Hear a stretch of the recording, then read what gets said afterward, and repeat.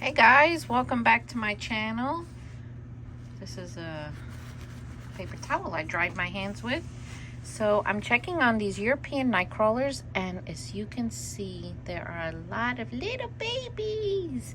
They are eating this bedding so fast that I think it's almost time to put on another floor.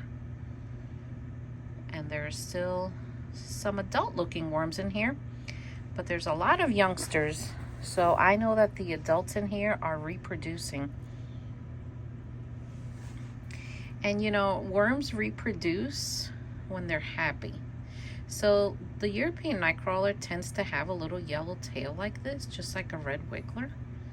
That's how you kind of know you got them. And you know, they're more of a chill type worm, just like a red wiggler. As you can see, they're very calm. They don't like go crazy. Have you ever picked up a blue worm? I mean, I haven't in many years, but when you pick them up, man, they go nuts. They twist and turn and this and that. Yeah, they seem, I always say European Nightcrawlers love the corners. They just love hanging out in corners, even though I don't put any food there. I don't know if it's the moisture of the plastic or the coolness of it. You know, I've always wondered. But look how nice they look. These are some nice looking worms right here. If you guys want European Nightcrawlers, I have them available on my website. I've been breeding them for many years. And it's a worm I really enjoy. A lot of people like them because they do an amazing job composting paper scraps and boxes, and like that paper towel, for example, like this thing will be gone if you get a lot of junk mail or Amazon delivery. Look, it's see-through. Look how soft this corn gets. It starts to break down. And I just go like that, and they'll keep working at it, and eventually it'll disappear. But you'll always find them in the corners. So I'm starting to see a lot of new YouTube worm channels, and I'm so happy and excited. People are really getting into worming, and I love it because it'll just help you, especially those of us that cook a lot.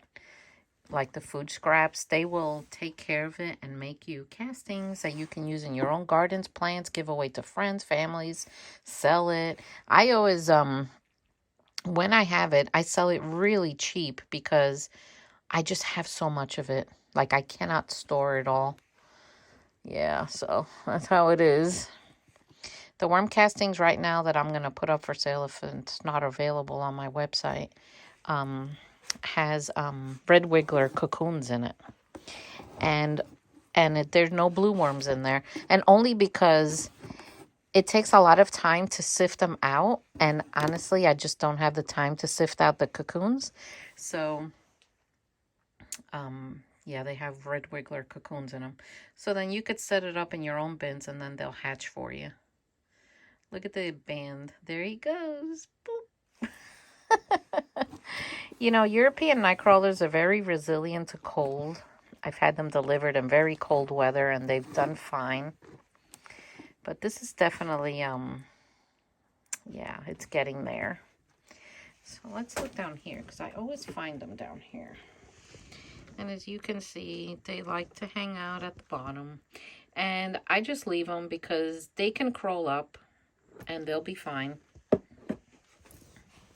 So this has a good moisture to it, and this is how you kind of check the moisture in one of these towers. You kind of gently go like this, and if it balls up like that, your moisture's okay. Now, if we were breeding these for like resale, the moisture would have to be a lot wetter. But I use these guys to handle my junk mail and food scraps that I don't give my other worms. They are like the working champions. These guys and red wigglers are the best composting worms out there, in my opinion. Like, there's a lot of worms, but, and I've worked with quite a few, but these guys, yeah, they do great. So I'm going to give them some worm chow on the surface, and we're going to cover this, and we're going to leave them alone. So here I have my homemade worm chow. I use my own because I like my own, and I like knowing what's in it. So I just go like this. And then I put their paper towel right back. And that's it. In a few days, I'll check it. The chow will probably be gone. And then I think it's going to be time to add in another layer to this. Look at that little baby one. So I have a new gadget coming, and it's arrived here. And I'm going to be putting it together and starting it up. And I can't wait to show you guys. So you'll be able to see that. And I'm going to put it on this channel because it's another type of container that I can raise worms for composting purposes. So stay tuned for that. If you haven't already, press that subscribe button and give me the thumbs up and share. And watch my videos. And I'll see you all next time. Take care. So another way that you can water this bin is to use mosquito dunk water. Now, if you don't know what mosquito dunks are, they're these little circle things like this, and they come in packs. You could get them on Amazon or any of the big box stores. And basically, you take one of those rings, or I use a quarter of one of those rings, and I mix it in a gallon of water or more than a gallon. And I let it sit for a few days, and then I take that water and I wet down my bins. Mosquito dunks control flying insects, which, you know, can be a problem if you add a lot of food scraps and don't bury it properly, like fruit flies and little fungus gnats and things like that. The mosquito dunk is like a natural bacteria that will take care of the flying insects but will not hurt your worms.